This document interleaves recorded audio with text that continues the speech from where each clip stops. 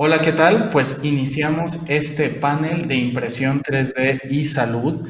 Tenemos unos panelistas espectaculares, entonces los invito a quedarse para escuchar todo este tema de cómo esta nueva tecnología de fabricación digital está impactando en cómo las empresas están haciendo cambios en la atención al sector salud. Entonces, me presento, yo soy Said Badwan, mejor conocido en las redes como @elhombrerobot, y bueno, entre los panelistas del día de hoy tenemos al doctor Leopoldo, que es el director del Laboratorio Nacional de Manufactura Aditiva MADIT de la UNAM. Tenemos ¿Qué al tal? Buenas doctor tardes. Enrique Grajeda, ¿qué tal? Tenemos al doctor Enrique Grajeda, que es jefe en la parte de odontología de Médica Sur. Tenemos al doctor Everardo, que es jefe de investigación en un hospital de oftalmología y en la parte de la institución para prevenir la ceguera en México. Y tenemos a Patricio Dávalos, que está trabajando en Panasonic en su área de manufactura aditiva. Entonces, el día de hoy quisiéramos empezar esta parte preguntándole al doctor Leopoldo de la parte académica, cuál es su idea sobre todo el panorama respecto a la impresión 3D y la salud en México y sus opiniones respecto al panorama del país en esta tecnología comparándolo con otros países. ¿Qué tal, doctor? Si pudiéramos escucharlo. Claro que sí, Said. Muchísimas gracias por la palabra. Saludo al resto de los panelistas y a todas las personas que nos están siguiendo. Pues mira, me gustaría comenzar un poco por la formalidad de los términos. El nombre formal de todo este procedimiento de construcción, que está definido además ya por una norma establecida por la ISO, que es la norma 52900, particularmente se relaciona con un proceso de construcción a través del cual se van depositando capas consecutivas de material, y este proceso de unión, que viene de un archivo digital y ocurre de manera automatizada, el nombre formal es manufactura aditiva. Es cierto que fue conocida en un principio y todavía actualmente con otros nombres como prototipado rápido, impresión 3D, pero el nombre formal es manufactura aditiva, y vale la pena mencionar que no todos los procesos de construcción que ocurren capa por capa pueden ser denominados como impresión 3D.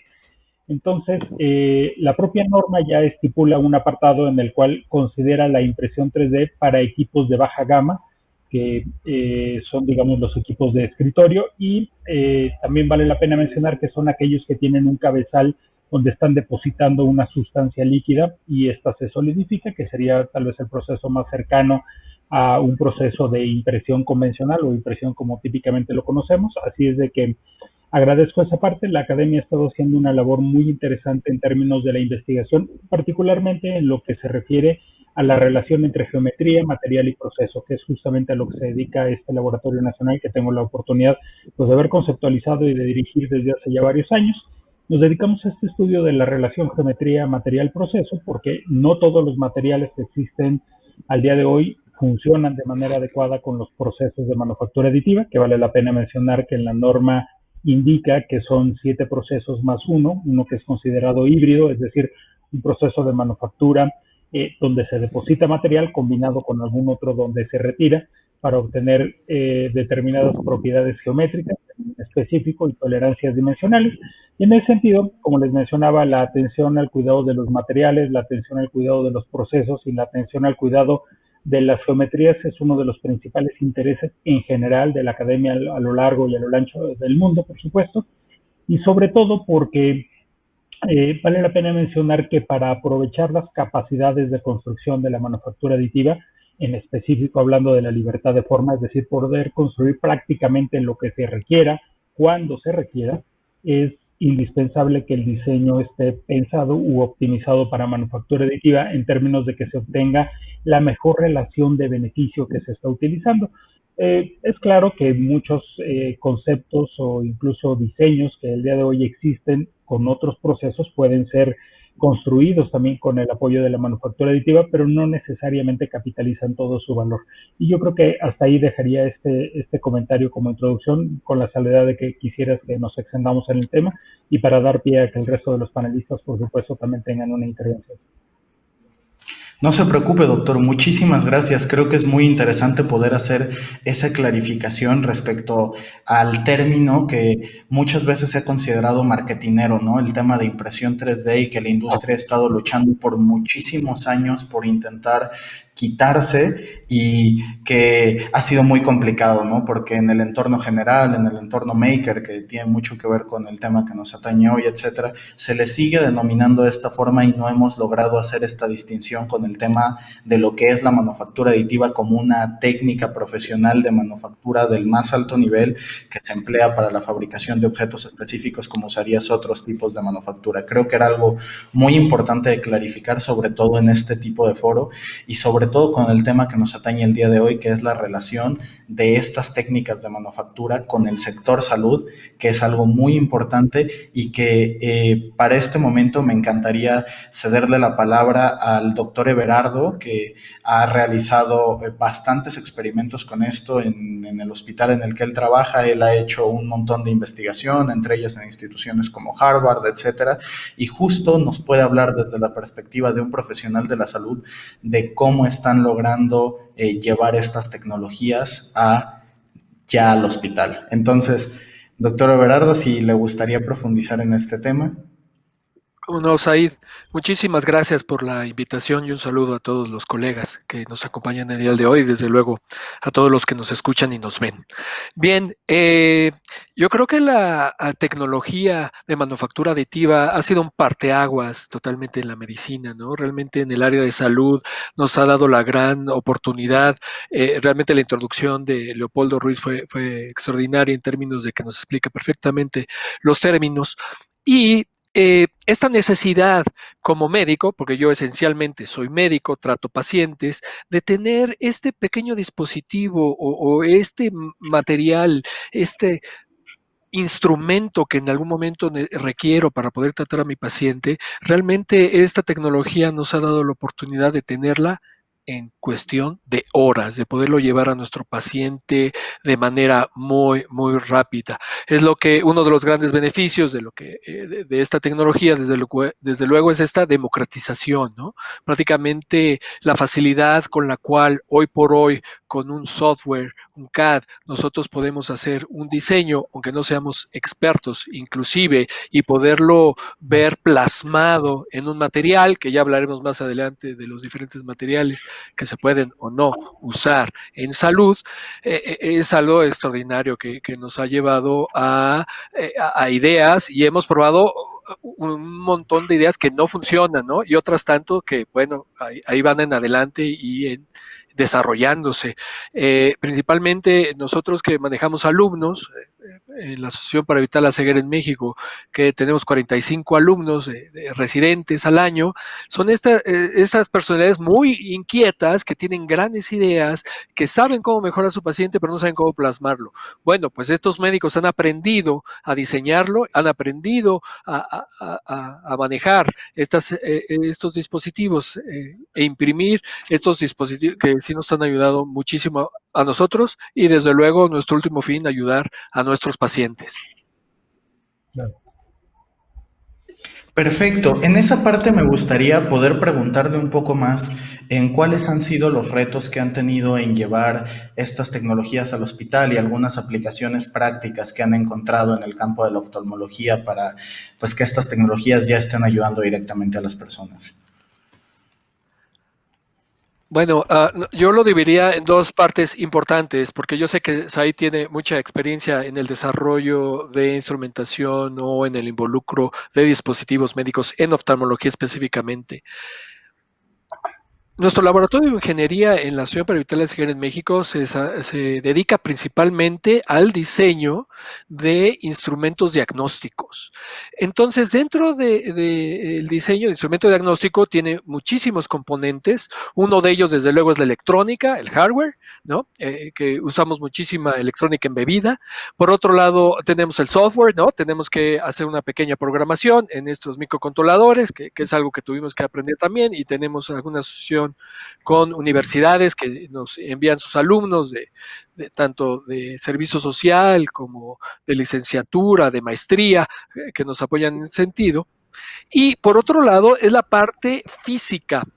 estoy hablando del desarrollo de instrumentos.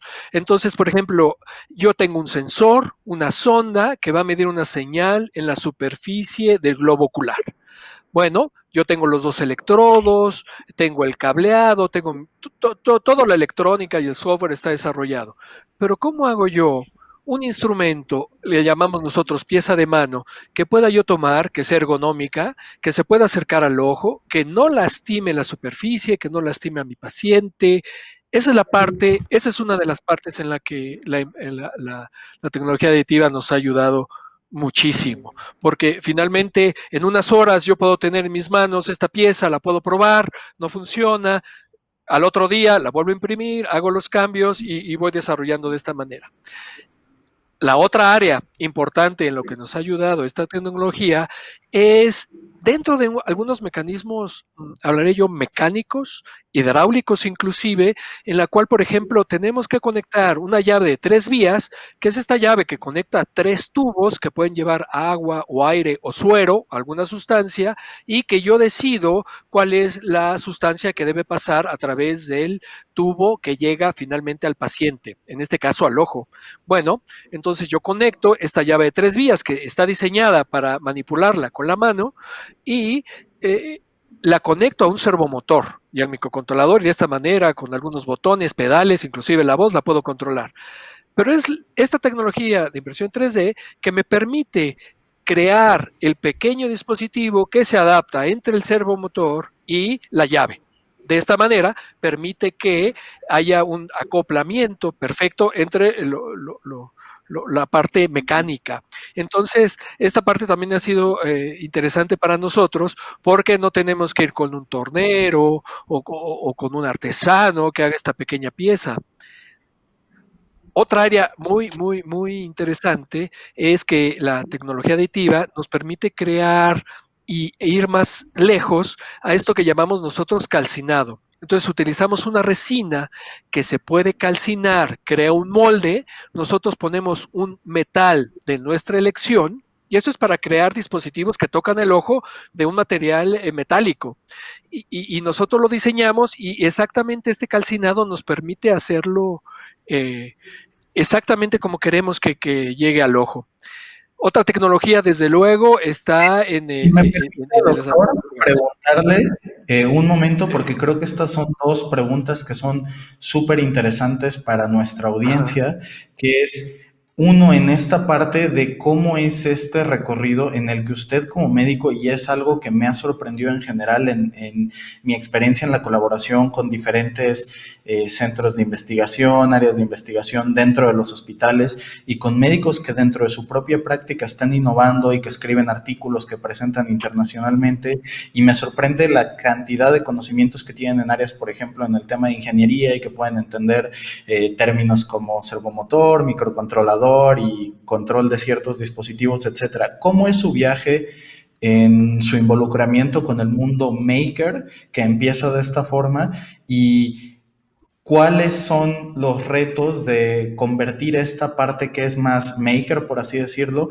en algo que pueda ser certificado y pasar a aprobación regulatoria, que usted pueda tener en contacto, como menciona, ¿no? Estos materiales metálicos fundidos que, pues, por ejemplo, que yo sé que usted emplea, entre otras, impresoras Formlabs que tienen estas resinas casteables, que usted pueda determinar que pueden estar en contacto con el paciente y para qué cosas, ¿no? Porque estoy bastante seguro que estos objetos metálicos de los que habla no se quedan dentro del paciente, ¿no? Por ciertas regulaciones y restricciones que tienen estos métodos de manufactura y que tal vez otros métodos de manufactura aditiva no tengan, y un poco que pueda clarificar en esta parte para que también los makers no se queden con una idea de, bueno, es que yo me puedo comprar en Mercado Libre una impresora 3D de 5,000 pesos y ponerme a vaciar piezas metálicas para meterlas dentro del cuerpo de la gente, ¿no? Si pudiera explicar un poco de esta parte, uno, de su involucramiento en el mundo maker, y dos, del tema regulatorio y de cómo han ustedes mezclado esta parte del mundo maker con la parte hospitalaria. ¿Cómo no? Trataré de ser breve porque esto tiene muchos años, pero podré decirles que esto empezó en los años 80, cuando yo era estudiante de preparatoria y mi padre me regala una Commodore VIC-20, que era una computadora de 8 bits, ¿no? Y que solo programaba BASIC. Y una vez que uno programaba, el programa se borraba. Era impresionante. Ya después, unos años más adelante, me compré una grabadora de cassettes que algunos no deben conocer. Ahí grababa yo mis programas. Bueno, ese es mi primer acercamiento a, voy a llamarle ingeniería, por lo menos de computacional o informática. Vengo de una familia de médicos, entonces fui médico. Muchos años después, ya que era yo especialista, jefe de servicio, siempre me llamó la atención la ingeniería y tomé cursos de manera autodidacta y en internet. No tengo ninguna formación formal en ingeniería, pero aprendí a programar en C, en Arduino, en algunas plataformas de Texas Instrument. Siempre me gustó. Y así fue como lo hice. Empecé a hacer dispositivos. Ahorita voy a la parte de la parte regulatoria, que es muy importante. Y pues nada, me convertí en un maker. Soy como o muchos de los que nos están escuchando seguramente. Soy un maker, o sea, soy médico, tengo algunos conocimientos de ingeniería, seguramente muy modestos, pero soy un maker, soy un hacedor de cosas. Cuando nosotros hacemos un dispositivo, estos dispositivos primero tienen que tener lo que nosotros llamamos en la medicina plausibilidad biológica. Eso quiere decir que tiene que tener un fundamento fisiológico de que sí va a funcionar. No puedo yo inventar algo de la nada. Realmente yo creo que existe la teoría de que puede funcionar a mi paciente y en una enfermedad. Una vez que tengo la teoría, hago el diseño, hago un protocolo de investigación y primero se prueben animales para ver que no se dañe el tejido humano o el tejido biológico, ¿no? En animales. Una vez que ha pasado esa parte y sé que no daño, y que ya hay reglas, ¿no? Por ejemplo, estos metales de los que yo estoy hablando es la plata. La plata es totalmente inerte, la plata no produce ninguna reacción en el cuerpo y nosotros, desde luego, ni siquiera toca la mucosa, ¿no? Nada más toca la piel. Entonces sabemos que no tiene ningún problema, aún así hacemos pruebas, funciona muy bien. Después que se ha probado en animales, los hospitales y los institutos que hacen investigación tienen comités que regulan todo este ejercicio de la investigación. Son los comités de ética en investigación y los comités de investigación, que están regulados por la Conbioética y la COFEPRIS. Una vez que ellos han aceptado que nosotros hagamos este experimento, lo hacemos. Voy a decir algo que no debería decir, pero la verdad es que todos nosotros que hacemos experimentos, primero lo probamos en nosotros, ¿no? Esa es la verdad. Yo cuando hago algo, primero me lo pruebo y digo, oh, no, es demasiada amperaje, vamos a bajarle, ponle otra resistencia, vamos a baja la corriente, algo más, ¿sí? Pero ya después, además esto está regulado, esto está en los libros de ingeniería, viene cuánto tolera un tejido de corriente antes de causar un daño. Entonces tú tomas tus instrumentos de medición y cumples con ese límite. En fin, sí es un proceso largo que está bien regulado y que desde luego todos nosotros cumplimos. Uno que es bien importante es que el paciente sepa que nosotros estamos probando un instrumento que no ha sido probado antes en los humanos. El paciente tiene que aceptar que sí lo quiere probar, con los riesgos potenciales que pudiera traer esta prueba. Y él los acepta. Generalmente nuestros experimentos, como ya lo probamos en animales y cumplimos con toda la regulación, no van más lejos y afortunadamente no causamos mayor daño. Muchísimas gracias, doctor. Es muy interesante. Justamente una de las vías para poder comenzar a realizar esta clase de pruebas que son muy necesarias para poder escalar un dispositivo médico, tienen que pasar, como bien lo dice, por una parte de prueba clínica para generar un dossier, que generalmente para poder realizar estas pruebas tenemos que ampararlos en los artículos 102 y 103 de la Ley General de Salud y poder seguir avanzando a través de la aprobación de un comité de ética hospitalario que esté aprobado y regulado por COFEPRIS para que podamos generar esta prueba clínica que después va a entrar a COFEPRIS. Aquí es un tema interesante, los números varían según el tipo de prueba clínica, etcétera, pero generalmente poder hacer pruebas clínicas y registrar un dispositivo médico fabricado por la vía aditiva o por cualquier otro método de manufactura en México suele tener un costo de entre los 300,000 y los 3 millones de pesos según el tipo de pruebas clínicas que tienes que desarrollar para poder hacer este registro, ¿no? Entonces, es un tema bastante interesante. Muchas veces cuando se está en el ámbito de investigación y académico se tiene acceso a estas facilidades o se cuenta con directamente los recursos del mismo hospital y entonces se ahorran muchas de estas partes, pero la parte del dossier, etcétera, especialmente si se trabaja con un consultor en la parte legal o con un tercero autorizado que acelera la parte del proceso con Cofepris, pues puede llegar a tener estos costos, ¿no? Entonces, si algún maker tiene algún proyecto que quisiera desarrollar, posiblemente lo que les podríamos recomendar sería acercarse a algún hospital o algún centro de investigación que puedan tener esta clase de facilidades y hacer esto una investigación pública, que se publique y que pues esto tal vez facilite la aprobación de esto dispositivos, ¿no? Que es algo que se ha dado mucho últimamente. Y bueno, ahora me gustaría preguntarle, agregando y aportando mucho a esta parte, al doctor Enrique Grajeda, que también resulta ser que da clases en el posgrado de la Facultad de Odontología de la UNAM, tiene una maestría en Biología Molecular Craneofacial en la Universidad del Sur de California en Los Ángeles. Ahí compartimos un poco de alma mater, también somos troyanos los dos, mucho orgullo por allá. Y pues bueno, quisiera preguntarle al doctor que no solamente está realizando esta investigación académica y etcétera, y haciendo innovación en este aspecto, que yo sé de muchos dispositivos que está trabajando, que más bien voy a dejar que él nos los platique para que solo nos cuente de los que él nos quiera contar, un poco cómo es su perspectiva en el sector y qué opina de la parte de la integración de las diversas profesiones, entiéndase ingeniería, medicina, la parte legal, regulatoria y cómo todo esto debe de cerrar los ciclos para llegar desde su posición en el Hospital Médica Sur ya a pacientes ya no a modo de prueba y desarrollo, sino ya podría decirse con un tema de consumidor final, que es la experiencia del doctor Enrique. Por favor, muchísimas gracias. Buenas tardes a todos los panelistas, a los prestigiosos conferencistas que están en esta mesa de discusión. Gracias, Said, y pues buenas tardes a todas las personas que nos están escuchando desde sus dispositivos o desde sus computadoras debido a esta pandemia.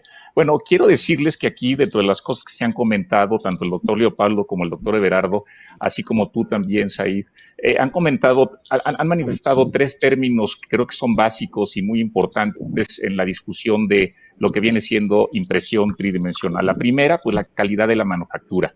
Creo que dentro de odontología, por lo menos en mi área, la calidad de la manufactura ha ido incrementándose de forma considerable, esto pues debido a la calidad del software que está disponible y que, bueno, pues hace 30 años, cuando empezamos a ver los primeros desarrollos para poder imprimir diversas restauraciones dentales para los pacientes, hacían simplemente una parte de la impresión y después nosotros en Boca teníamos que concluirla.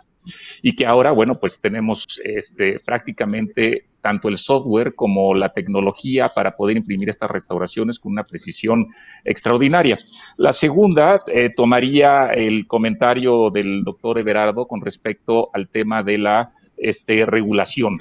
Definitivamente el tema de la regulación, pues como siempre sucede, la tecnología va más adelante que el tema legal o el tema regulatorio, y esto provoca de alguna forma que pues existan muchas lagunas, por lo menos en el área de odontología, con respecto a la impresión 3D. Y finalmente, bueno, pues lo que comentaba el doctor Leopoldo acerca de la importancia que tiene, por lo menos en mi área en odontología, que la calidad de la impresión sea la adecuada, porque al final, pues esas restauraciones van a boca y muchas veces quedan durante, pues, tiempos prolongados para el paciente. Entonces, si no tenemos esa precisión, esa calidad en el producto, no va a ser posible entregarlo a los pacientes. Doctor, en esta parte, ¿qué opina de la comodidad adicional que se le puede dar a los pacientes con este? Yo puedo no tener poderes, pero tengo algo que tú necesitas. Sí.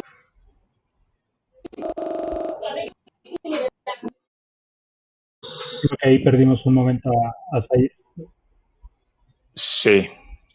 Bueno, mira, con respecto a la pregunta, si es que me siguen escuchando, dentro de odontología ha sido un verdadero parteaguas el hecho de poder nosotros imprimir los dientes. Generalmente, durante muchos años, prácticamente como venía funcionando la odontología desde pues, sus principios básicos, estamos hablando de hace casi un siglo, pues se trabajaba conjuntamente con un técnico dental. ¿Qué es lo que hace un técnico dental? Bueno, prácticamente esta persona es un artesano de dientes. Se hace todo de forma artesanal, donde el dentista lo que hacía era tomar un molde de la boca de los pacientes. Este molde de la boca de los pacientes se transfería a un tipo de yeso específico, donde después, a través de materiales como cera, resina y otro tipo de distintos materiales dentales, podríamos nosotros transferir esa cera o resina a, como bien decía el doctor Everardo, para poder después transferirlos a algún tipo de metal semiprecioso o precioso que nos permitía colocar la restauración de los pacientes cuando existían dientes faltantes. Ahora bien, con el uso de la tecnología 3D, nos ha permitido de alguna manera escanear la boca de los pacientes cuando hay alguna restauración, cuando se requiere algún tipo de alineación, por ejemplo, de los dientes, y que esto, al momento de transferirlo en forma digital, nos evitamos todo el tema del técnico dental. Entonces, lo que ha venido sucediendo en odontología es que el técnico dental, en lugar de ser un artesano de dientes, donde utiliza instrumentos y requiere a lo mejor 10, 15, 20 horas de trabajo para modelar unas dentaduras, para poderlas dejar adecuadamente, para que después el dentista haga los ajustes y se las regrese nuevamente al técnico hasta que quede dentro de la boca, pues ahora con la tecnología digital y con el software tan robusto que existe, pues tenemos la posibilidad de diseñar los dientes en la boca, en la computadora, pasarlos con una buena calidad de impresión, ya sea en forma de resina aditiva o bien pues en otro tipo de material que después lo podemos calcinar y pasarlo pues en boca con mucho mayor precisión. Esto es para nosotros sensacional, más en tema ahora en tiempos de COVID-19, donde, bueno, el control de infecciones se hace fundamental, porque al momento de tomar los moldes en los pacientes, que de alguna manera tengamos que tener un control de infección, posteriormente un control de infecciones del yeso obtenido del molde de los pacientes, pasarlo después al laboratorio dental donde va a bajar y nuevamente controlar el control de infecciones de ese diente que se generó para finalmente colocarlo en boca. Y esas pruebas a veces llegan 3 o 4 pruebas necesarias para poderlo terminar en la boca del paciente o concluirlo. Entonces, el hecho de tener un escáner dental que nos permita tener una copia fidedigna y precisa de las condiciones bucales del paciente, un software robusto que nos permite diseñar estas restauraciones o el tratamiento indicado, y finalmente una impresora de muy alta calidad con las características que mencionó Leopoldo, bueno, pues creo que ha sido fundamental en odontología. Estoy seguro que en estos momentos, pues ya se tiene prácticamente el inicio de una nueva era dentro de odontología.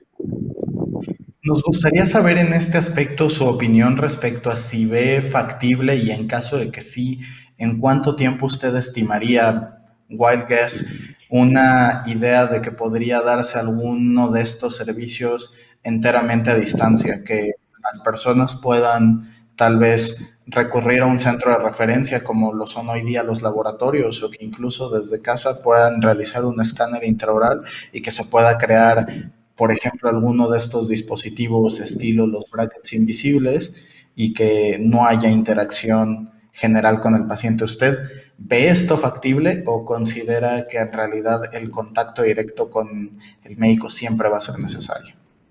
Bueno, mira, esto es algo que hemos platicado nosotros dos en foros privados y que, bueno, es una excelente pregunta para todas las personas que se dedican a la impresión tridimensional. Sin duda alguna, estos modelos de negocios ya se han implementado en los países de primer mundo, entre ellos Estados Unidos, donde pues a través de pues una farmacia conocida, de marca conocida o inclusive en un centro comercial, se implementan escáneres intraorales donde por medio de técnicos se realiza el escaneo de los dientes para poderlos mover y hacer un tratamiento de ortodoncia, y después a través de software inteligente o inteligencia artificial supuestamente se mueven estos dientes para poder posteriormente imprimir las plaquitas, evitando el contacto con el clínico. Aquí lo fundamental que debemos de entender, como bien decía Said, es que esto debe ser un equipo donde se incluyan expertos en impresión, se incluyan expertos en ingeniería o en manejo de software, así como también expertos en la salud. Creo yo que esa es la clave fundamental, porque ¿qué es lo que está sucediendo con estas nuevas empresas que están surgiendo, sobre todo en países del primer mundo y que además ya se están replicando en nuestros países? Que desafortunadamente no tienen el conocimiento primero para poder saber cómo mover los dientes en el software. Es decir, yo puedo hacer una película del software haciendo que un diente se mueva de un lado al otro en la arcada dental, pero eso no significa que se vaya a suceder dentro de la boca de los pacientes al momento de realizarlo clínicamente.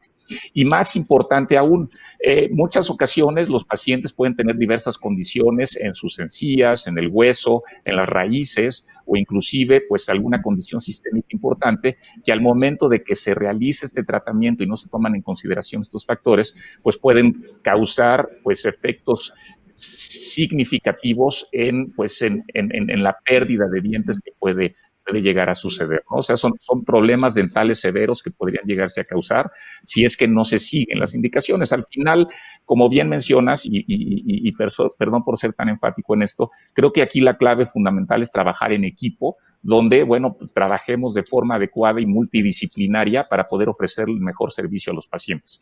Pero lo que es una realidad, por lo menos en odontología, la impresión 3D ya llegó para quedarse con nosotros. Es un tema simplemente de terminar de amarrar ese círculo virtuoso que estamos buscando entre lo que debe de hacer un técnico de software, que debe ser el especialista en manejarlo de forma adecuada, y que desafortunadamente por lo nuevo que está este software y la tendencia cambiante que existe, pues desafortunadamente es difícil encontrar una persona que tenga esa expertise para hacerlo, porque de lo contrario no se va a poder conseguir el resultado de la impresión final y por consiguiente no va a ajustar en la boca del paciente. Y por el otro lado, también pues esa expertise que se necesita tanto en impresoras como pues por la parte médica. Yo creo, digo, y eso es un hecho ya en muchos países del primer mundo, prácticamente ya todas las escuelas europeas y americanas, la mayor parte de ellos no está tomando ya moldes de pacientes, y antes se enseñaban mucho en las facultades para precisamente transferir de forma precisa y exacta la boca en el laboratorio. Y ahora, pues prácticamente se están enfocando mucho en el entrenamiento de este desarrollo de software. Y la ventaja que tiene además esto es que nosotros podemos trabajar con un software que esté en Estados Unidos o en Europa, y que pues esto no requiere una regulación para poder hacerlo, y que además aquí en México se pueden instalar esas impresoras donde nos permita de alguna manera mandarlos a imprimir desde Estados Unidos a Europa con un clic de distancia, generarlos y de esta manera nada más enviarlos aquí al consultorio directamente del doctor.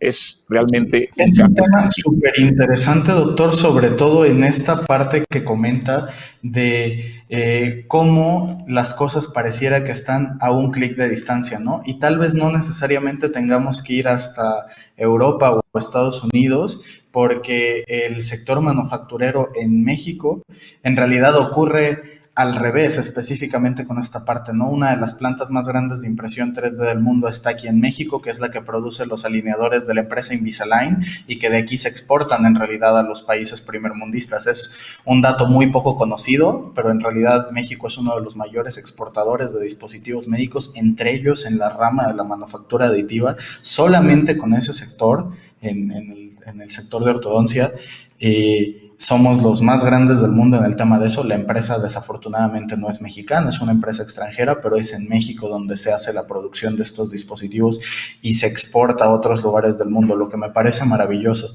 También hay grandes capacidades de equipos de muy alta gama en México. Entonces es un sector en el que estamos bastante bien posicionados y pues bueno, ¿no? Como menciona, la importancia del profesional de la salud en contacto directo con los pacientes, por todo este tema de seguimiento, etcétera, que pues a la fecha no es posible. Esto tal vez en algún futuro, gracias a tecnologías de visión computacional e inteligencia artificial, etcétera, podremos dar un seguimiento al diagnóstico que genere una alerta, que después genere algo que en estos términos de atención automatizada se llama un handover, que discierne cuándo el paciente está bien por su cuenta o cuándo se le puede mandar al médico, y que esto sea hecho de forma fiable y que pueda estar regulada, y entonces sí podríamos hablar de esto. Porque es curioso que la manufactura aditiva, como bien han mencionado, no es una tecnología nueva. Todo el mundo piensa que la impresión 3D es una tecnología nueva. Yo recuerdo que cuando estaba empezando con este tema en México,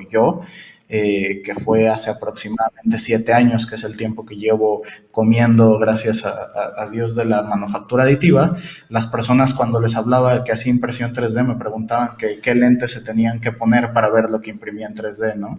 Creo que todo este conocimiento mediático es más reciente, pero esto es una tecnología que tiene pues más de 30 años, y justamente en odontología fue uno de los primeros sectores donde pudo tener este acercamiento y uso gracias a la experiencia que ya se tenía en ese sector con tecnologías sustractivas, ¿no? Llevamos un buen rato hablando de la manufactura aditiva, pero curiosamente no hemos explicado de dónde viene este término, que es que la tecnología en ciertos usos da resultados bastante similares a lo que podíamos obtener a un mayor costo y con mayor desperdicio y etcétera, con tecnologías sustractivas. Entiéndase, muchas de estas máquinas son robots, por ejemplo, robots cartesianos que mueven un herramental que se le llama órgano terminal, que, por ejemplo, con la tecnología más ampliamente conocida de equipos baratos de escritorio de impresión 3D, que es la deposición de material fundido,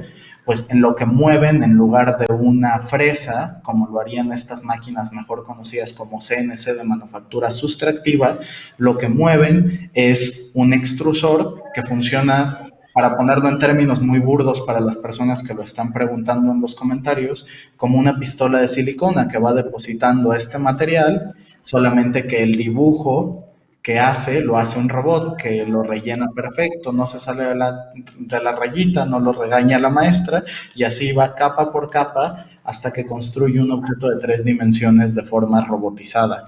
Esto antes ocurría con estas máquinas de tecnología sustractiva, que lo que hacían era que tú iniciabas con un bloque completo de material e iban sustrayendo el material hasta que teníamos este objeto, ¿no? Entonces, para las personas que no conocían el tema de impresión 3D que estén en nuestro público, en resumen, nos hizo el favor el doctor Leopoldo de explicarnos la diferencia entre llamarla simplemente impresión 3D y llamarla manufactura aditiva.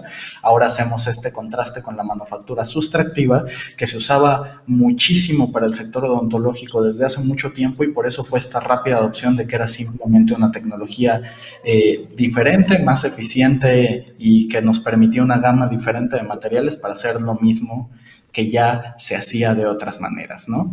Y un poco para cerrar esta primera parte del panel, y en la parte de aterrizarlo un poco al mundillo más maker, me gustaría platicar con Patricio. Patricio es un chico que recientemente terminó la carrera en Ingeniería Mecánica Administrador, y que tuvo la gran fortuna de que su primer empleo fue una pasantía en Tesla, donde pudo aprender de los temas de manufactura aditiva que están ocurriendo ahí, y ahora está saliendo de Tesla, entró a Panasonic y está ayudándolos a generar su propio laboratorio interno de manufactura aditiva, que usan principalmente para temas de prototipado. Entonces, lo que me gustaría preguntarle a Patricio es cómo es este camino en el que pasa de maker y el camino de aprendizaje que está recorriendo como un nuevo profesional en esta industria, y cuáles son los retos que está enfrentando para dar este salto de impresión 3D maker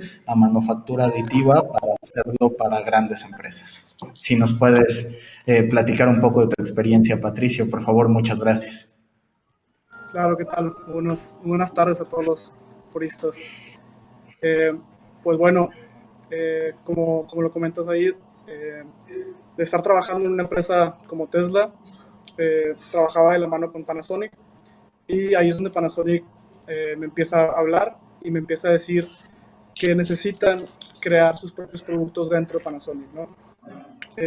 Y es una oportunidad muy, muy grande para los makers o para la gente que realmente está interesada en impresión 3D, saber que puedes cortar completamente la cadena de suministro y empezar a producir tus propios productos dentro de todas las empresas, ya sea para ofrecer servicios de impresión o ya sea para también crear piezas que la gente dice, oye, ¿sabes qué? Bueno, en mi caso esta empresa es japonesa y un 90% de los productos vienen de Japón. Entonces,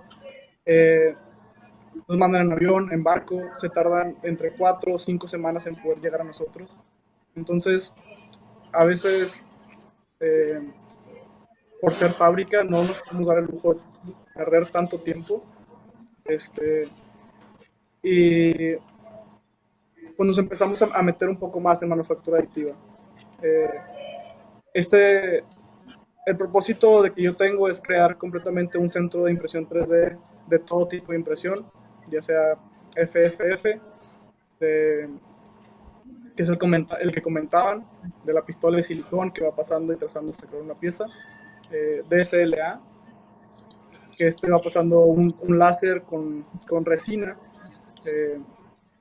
formando la capa por capa hasta crear la pieza final. Estamos tratando también de implementar lo que es SLS, que es con nylon. Son como bloques de arena donde va pasando un láser y van pasando capas, láser, otra vez una capa, láser, otra capa, hasta crear la pieza. Entonces, hay mucho potencial dentro de las fábricas. Hay muchas piezas que se mandan a pedir en otros lados y realmente existen ya muchos software donde no tienes que comprar programas tan caros, que puedes tener un programa en cloud donde no necesitas, como digo, tener una computadora de mucha capacidad para poder diseñar. Entonces, hoy en día tenemos más acceso a a impresoras en 3D, ya sea de escritorio, ya sea industriales. Entonces, cualquiera de estos nos está sirviendo mucho para poder cumplir con las piezas que nos están demandando. Perfecto, Patricio. En esa parte me encantaría preguntarte cómo ha sido tu análisis en la parte de, porque mencionas que te gustaría que en Panasonic tuvieran un laboratorio con mencionaste tecnologías de fabricación digital. ¿Cómo deciden que vale la pena, por ejemplo, tener uno de estos equipos como un equipo de SLS, que significa sinterizado láser selectivo, que justamente tiene esta función, que suelen ser equipos bastante costosos para aplicaciones bastante específicas? ¿Por qué consideras que valdría la pena en una de estas empresas adquirir uno de esos equipos para su prototipado personal? Bueno, en sí ese tipo de máquinas de SLS son máquinas con una gran calidad y aparte dureza. Entonces, en sí, ese tipo de tecnología ya no sería tanto prototipado, podría ser ya un producto final. Entonces, hay, hay muchas partes que realmente no conllevan un esfuerzo mecánico, en el cual solo únicamente sirven para transportar un producto de un lado a otro. Entonces, este tipo de tecnologías podrían ayudarnos a reemplazar las piezas de metal que no tienen esfuerzos mecánicos y únicamente son viajeras, a sustituirlas por nylon, por plástico. Pero hay algunas que sí necesitan muy buen acabado. Entonces, en este caso, bueno, tenemos SLA que tienen muy buen acabado y también podrían funcionar como de transformar de punto A a punto B, pero el único problema aquí es de que como es un tipo de impresión en el cual se necesitan muchos soportes, a veces tiende a pandearse un poco.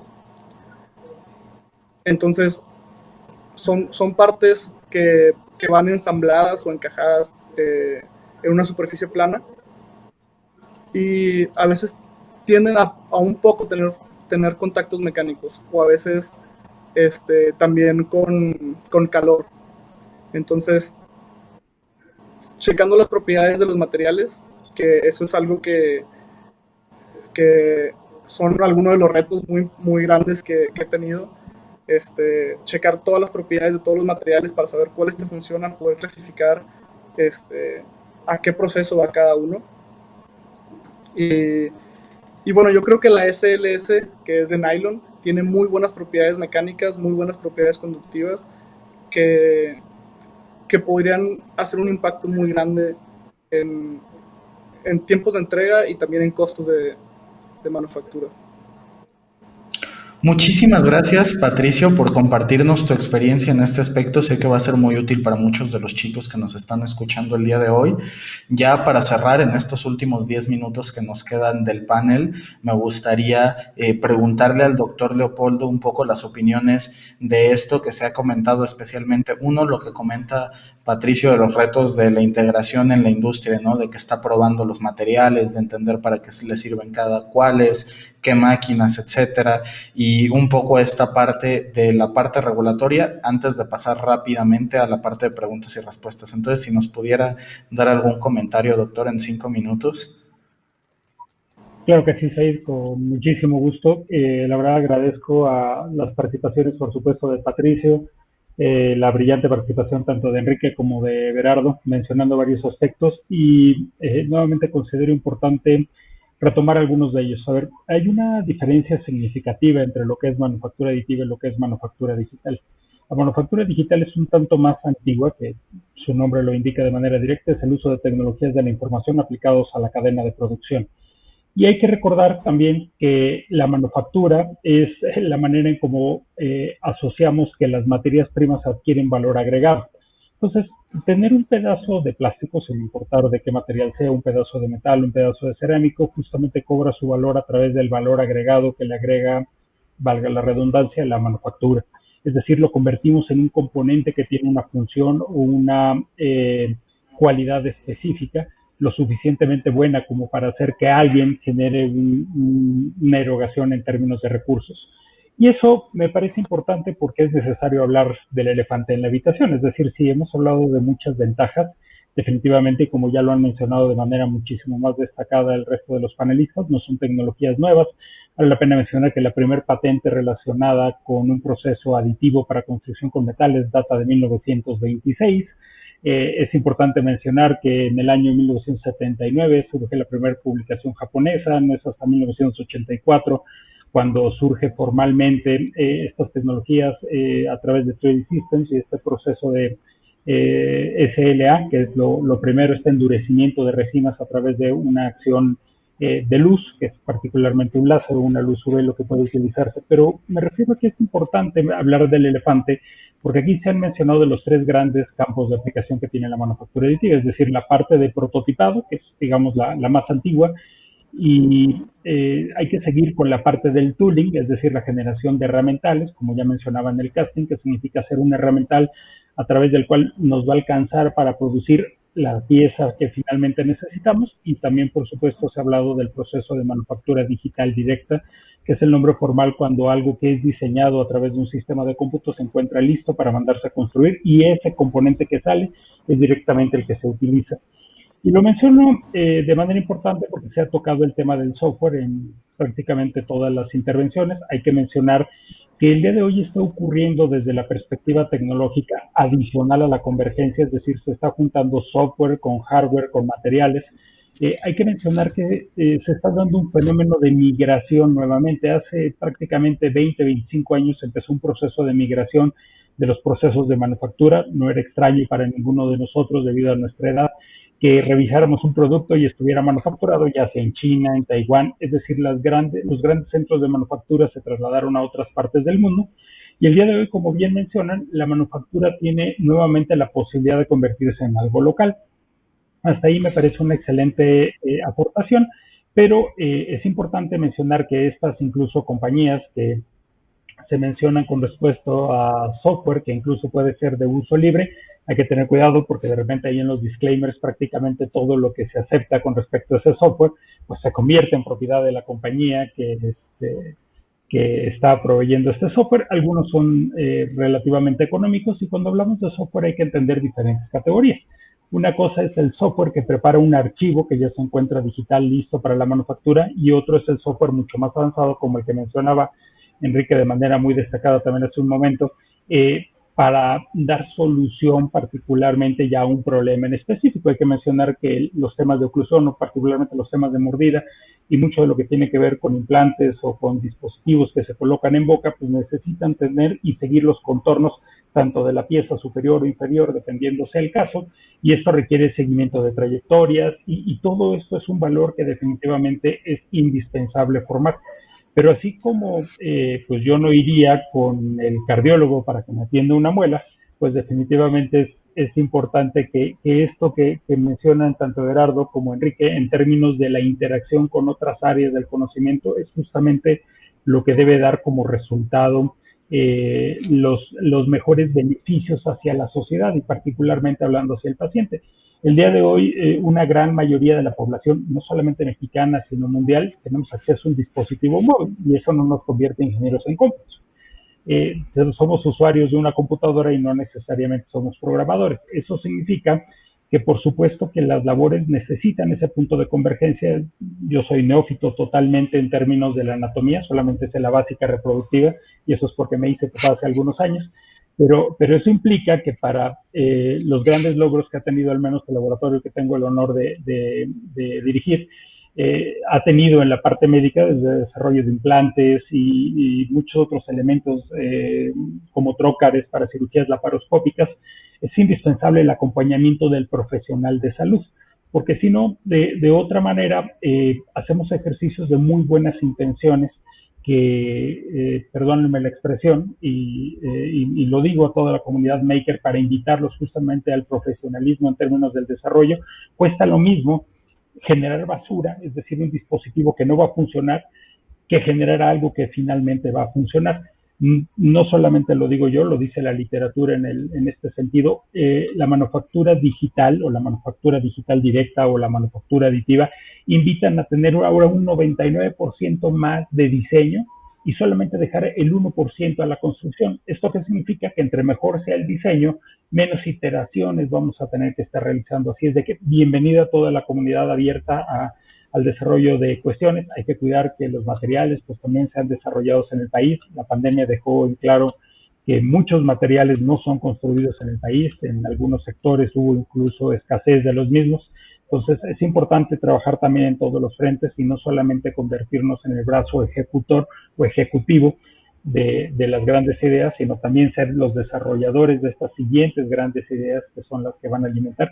Y la verdad me permito extender una felicitación a todo el panel, sobre todo por la labor que están haciendo y por pues la proximidad que tienen con los pacientes. Esto es algo que definitivamente tiene que tocar a la sociedad. Doctor, muchísimas gracias. En esta parte, pues ya le surgieron fans aquí en el área de los comentarios, lo mandan saludar y le preguntan qué maestrías y programas de estudio son los que están manejando en la UNAM. Si nos podía decir muy rápido en un minuto, porque ya se nos acabó el tiempo para responder la otra pregunta que hay. No te preocupes, por supuesto que hay posgrados en ciencia e ingeniería de materiales, los hay en áreas mecánicas, orientados más hacia la manufactura y hacia el diseño, y ahí dependerá mucho de lo que tiene que hacer. Un comentario rapidísimo por aprovechar ese minuto. Yo creo que no se trata de carreras nuevas, sino de aprovechar las que ya existen justamente para complementarlas con el estado tecnológico que el día de hoy existe en el mundo.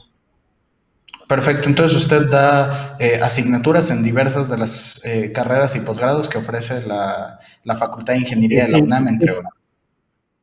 Exactamente, pues muchísimo. Otra de las preguntas que nos hacen, que pues es una pregunta a la que estoy bastante acostumbrado entre audiencias que no me conocen, es ¿qué rayos es la diadema que traigo puesta en la cabeza?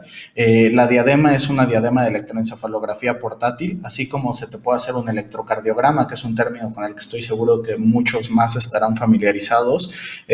Un electroencefalograma es lo mismo, solamente que lo que está midiendo, en este caso, como son electrodos no invasivos, es la radiación electromagnética que emite mi cabeza y con eso se puede dar control a ciertas cosas. Tiene un montón de aplicaciones. La que nosotros les damos en NextLab, que es el lugar que yo dirijo, es la fabricación de prótesis exógenas robotizadas. Entonces tú puedes controlar la electrónica de estos dispositivos a través de estas ondas electroencefalográficas, lo que pues se traduce en términos más marketineros como llamarle impresión 3D a la manufactura aditiva, pues en una prótesis controlada con la mente, ¿no?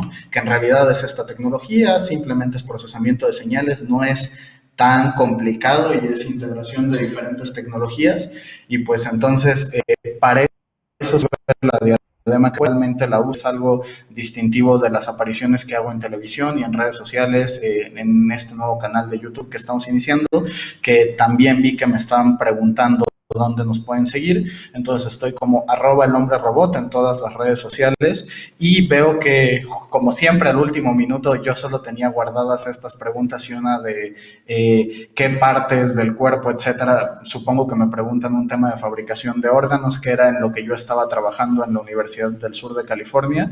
Entonces, como ya no hay tiempo aquí en el panel, con mucho gusto, preguntas y respuestas las podemos seguir en redes sociales. Si tienen preguntas para los panelistas, también a través de esas redes o a través de las redes de Talentland, nos las pueden hacer llegar.